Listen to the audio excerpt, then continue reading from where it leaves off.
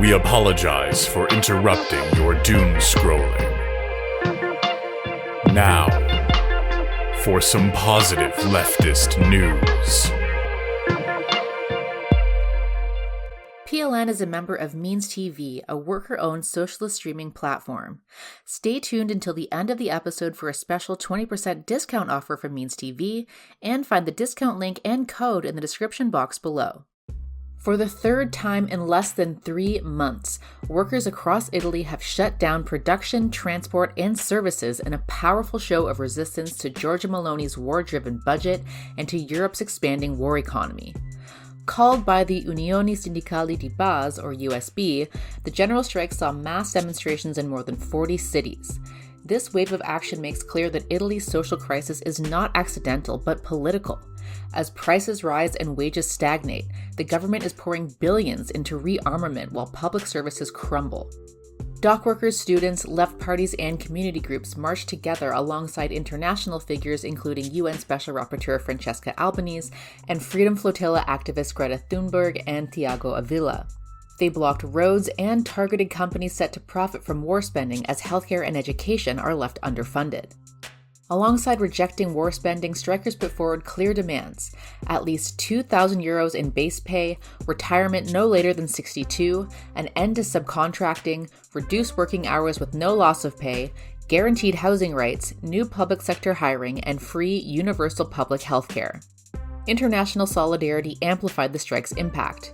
Trade unions, artists, and Palestine solidarity movements voiced support, underlining how Italy's war economy is tied to global injustice. The BDS National Committee praised the action, writing, "USB's strikes have shed a bright light on the shameful complicity of the Italian government and Italian corporations in enabling Israel's genocide, illegal occupation, and apartheid against Palestinians. They have shown the power of the people and inspired many across the globe." Following the land-back win in Wabanaki territory that we reported on last month, a native-led grant program administered by the Wabanaki Commission on Land and Stewardship has distributed more than $600,000 to Indigenous-led projects explicitly focused on reconnecting people to land through access, practice, and kinship. Fund manager Francis Saktoma explained that the grant program is designed to complete the circle, moving beyond land transfer towards sustained access, support, and the ability for communities to do work that matters to their people. Projects include a community kitchen at the Penobscot Nation, where organizer Jasmine Thompson-Tinter sees food as a pathway back to connection with the land. By drawing people out of isolation and into shared spaces on the land, the kitchen is helping rebuild relationships frayed by colonial displacement and alienation under late-stage capitalism. At the heart of the initiative is a deliberate rejection of outside control. Organizers stress that the fund was intentionally designed to be fully owned and led by Wabanaki people, allowing communities to work in ways aligned with their own values, ethics, and responsibility to land and kin. In a landmark win for smallholder farmers and food sovereignty, Kenya's High Court has struck down the Seed and Plant Varieties Act as unconstitutional, affirming farmers' right to save, share, and exchange indigenous seeds.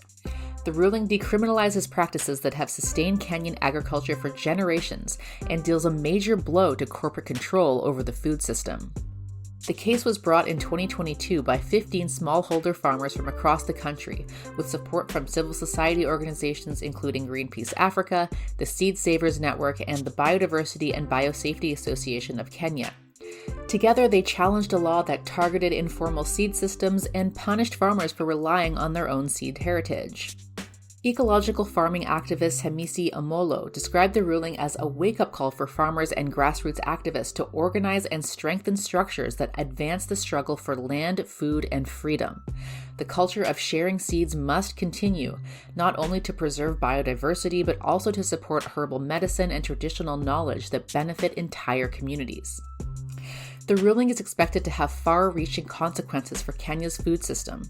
Smallholder farmers who produce more than 70% of the country's food depend on farmer-saved seeds adapted to local climates, soils, and ecosystems. By protecting these practices, the court has reaffirmed farmers' role as custodians of biodiversity and defenders of sustainable agriculture. Food sovereignty organizations across Kenya welcome the decision as a decisive step forward protecting farmers' rights and resisting seed monopolies. Bolivian unions announced an indefinite general strike in response to the neoliberal austerity measures introduced by the new right-wing government, including a government decree eliminating long-standing fuel subsidies, which caused petrol and diesel prices to soar overnight by 86% and 162% respectively. This gasolinazo decree also allows private companies to import fuel outside state regulations, a move unions argue surrenders national sovereignty to big business. President Rodrigo Paz Pereira has declared the decree non-negotiable, framing it as the foundational step in reversing the socialist policies of the previous Evo Morales and Luis Arce governments. Bolivia's largest cities like La Paz and Santa Cruz were brought to a standstill on December 19th as transport workers shut down major roadways. Union leaders stated that they would not participate in government meetings as long as the decree remained in force. No negotiations, it is general strike until victory. All power to the workers. In the wake of the devastating Hurricane Melissa, which struck Jamaica in late October, the Chinese naval medical ship Silk Road Ark, as part of its Mission Harmony 2025, docked in Jamaica on December 4th. The ship is a state-of-the-art floating hospital equipped with over 300 patient beds, multiple operating rooms, and advanced diagnostic facilities, and is showcasing true internationalism. Staffed by more than 120 dedicated medical professionals and support crew from the People's Liberation Army Navy, the vessel has performed thousands of free medical procedures in Jamaica and across the Caribbean. This mission stands in stark contrast to the naval activities of Western global powers, particularly the United States. While China's hospital ship delivers free, life-saving treatments and humanitarian support, the United States continues to deploy its warships to enforce an illegal and inhumane blockade against Venezuela, a policy that strangles the Venezuelan economy and denies its people access to essential goods. The U.S. has also pressured other Caribbean nations to reject the free medical aid offered internationally by Cuban doctors. The juxtaposition is clear and undeniable. The Silk Road Arc showcases the tangible benefits of China's Belt and Road Cooperation Initiative.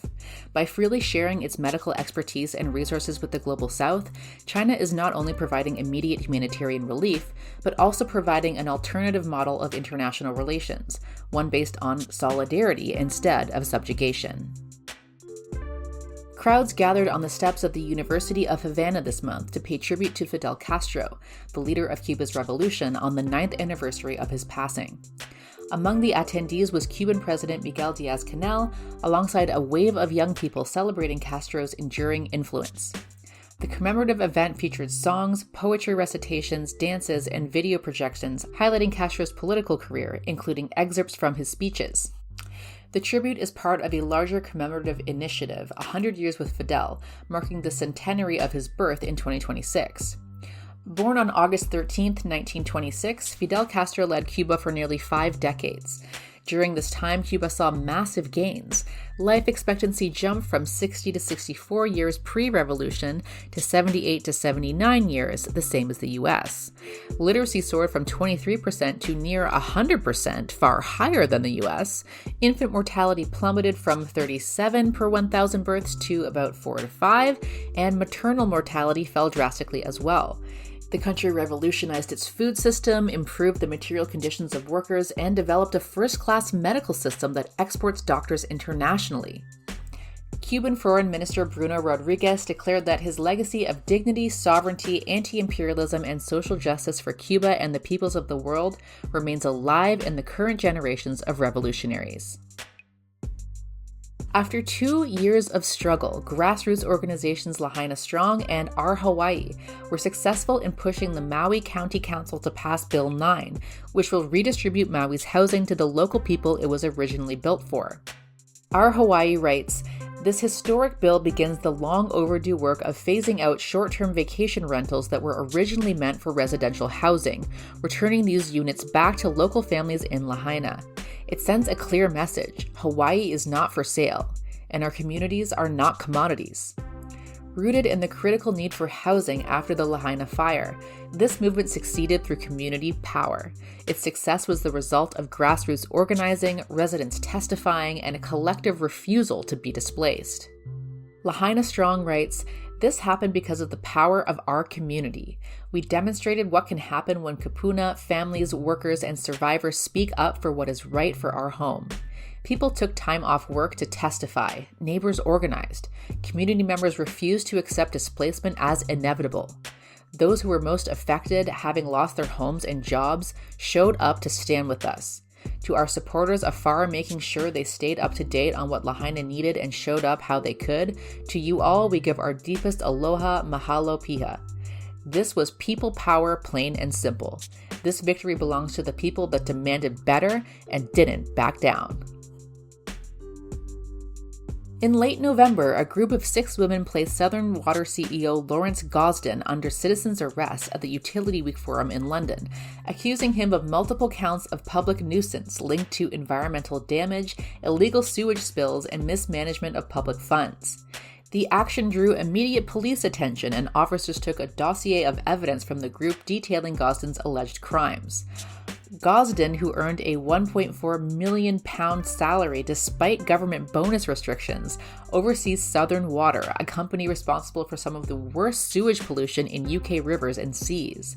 The company is currently under criminal investigation by the Environment Agency. The citizen's arrest is part of a broader campaign by the Citizens Arrest Network, which has targeted water industry executives across the UK. In partnership with leading human rights law firm Lay Day, the group is preparing evidence to pursue legal action against water company leaders for public nuisance, highlighting the systemic damage of corporate mismanagement on public access to clean water. Around 150 activists gathered at the entrance to SCI Mahoney on December 9th for the final day of the historic 12-day, 103-mile march for Mumia Abu-Jamal, former Black Panther Party member and longtime political prisoner, calling for justice, medical care for prisoners, and an end to elder abuse. The march, which began in Philadelphia on November 28th, drew participants of all ages. 7 marchers completed the full route, including leaders from the People's Organization for Progress, Veterans for Peace, Workers' World Party, and others, while many more joined for shorter distances or provided critical logistical support. A statement from the United Campaign to Free George Ibrahim Abdallah underscored the power of solidarity. Solidarity with revolutionary prisoners, with Mumia Abu-Jamal, as with George Abdallah, with all revolutionary political prisoners, is an urgent collective task that must be carried out and pursued. The conviction that victory is possible in this specific struggle must be based on experience, which shows that in the long haul, resistance and mobilization ultimately pay off. This historic action asserts that justice for Mumia and all political prisoners will be possible through organized struggle. In late November, over 300,000 Black women and allies filled the esplanade of Ministries in Brasilia for the second National Black Women's March, marking a decade since the historic 2015 mobilization. The march, held under the slogan for reparations and good living, brought participants from across Brazil and more than 40 countries to demand an end to colonialism, structural racism, and social inequality. The march also highlighted the plurality of voices in the Black women's movement. Maya Alves Rodriguez from the Black Women's Forum of Mare stressed the historical role of Black trans women. It's an opportunity for us to rewrite this story together, making a future much more possible for us in the present. Amnesty International Brazil's Urima Werneck connected the march to the broader fight against violence, stating racism brings in its wake much violence. Femicide, police violence, street violence, all of this primarily affects Black women and Black communities. This is the time to say once again, enough. 15,000 people set up 16 roadblocks in the streets of Gießen to block all major access routes to the venue that the far-right Alternative for Germany, or AfD, had chosen to launch its new youth group, Generation Deutschland.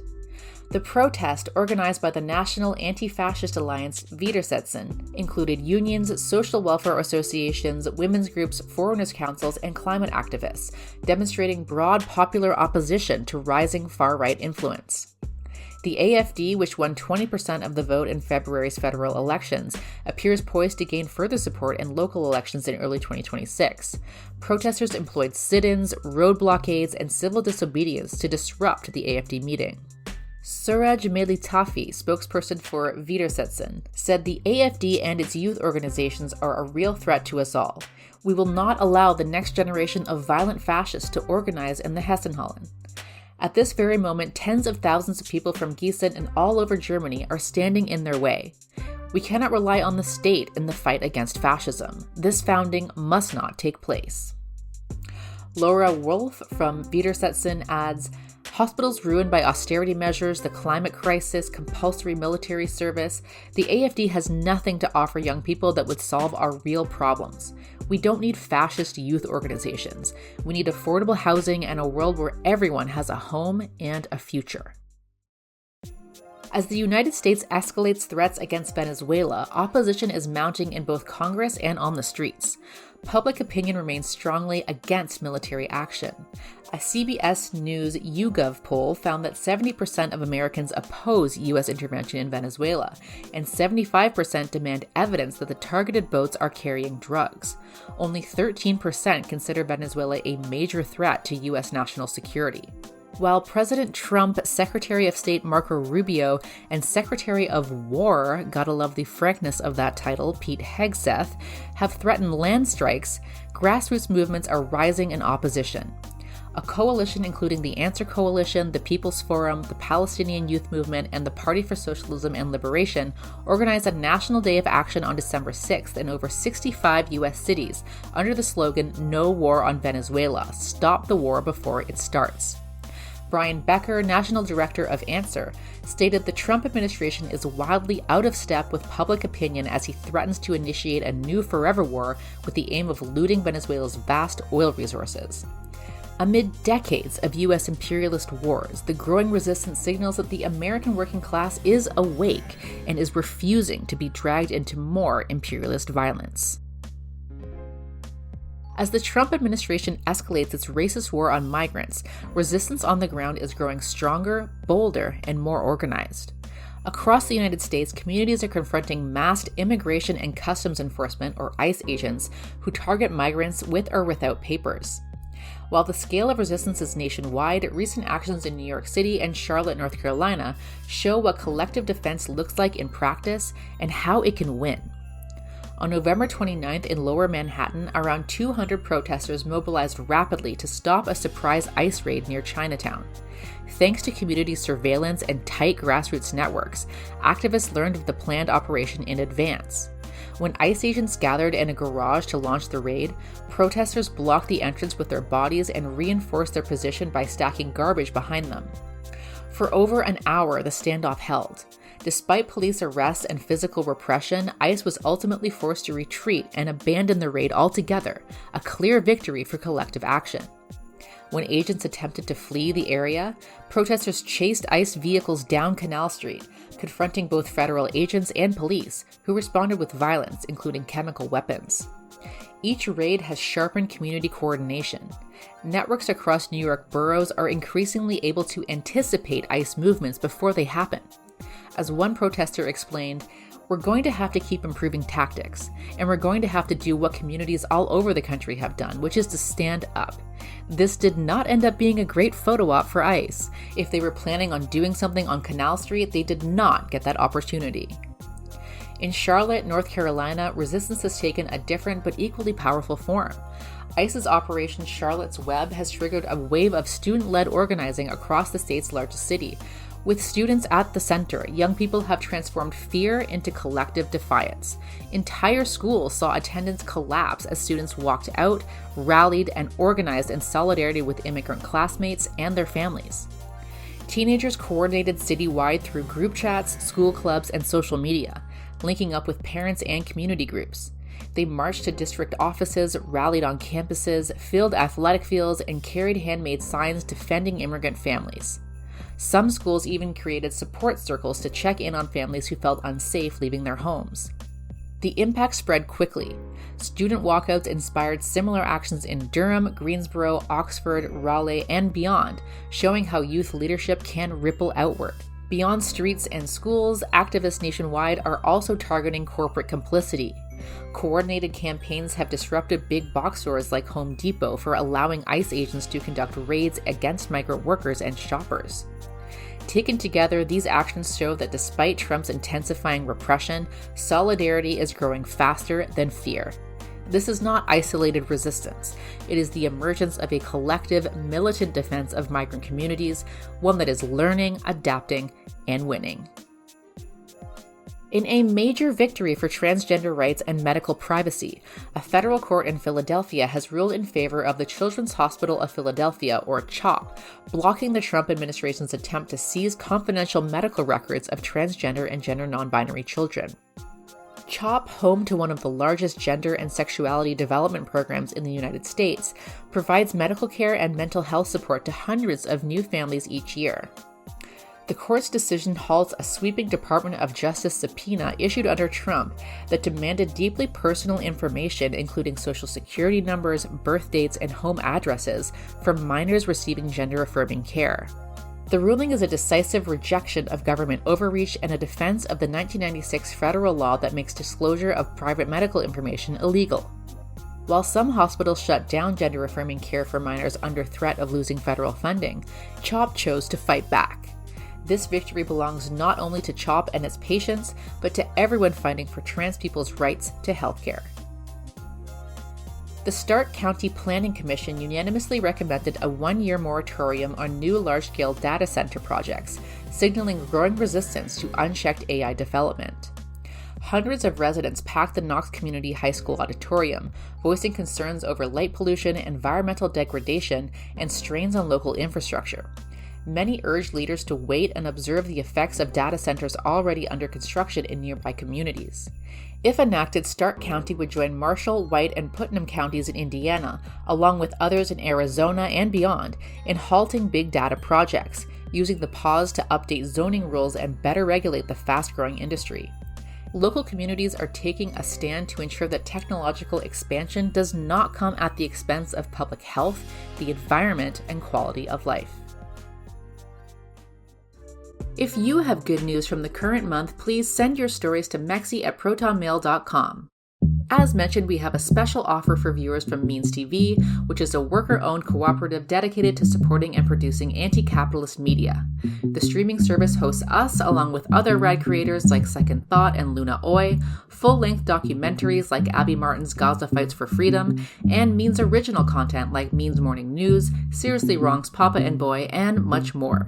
We're happy to announce that we are now able to offer viewers a discount on joining MeansTV.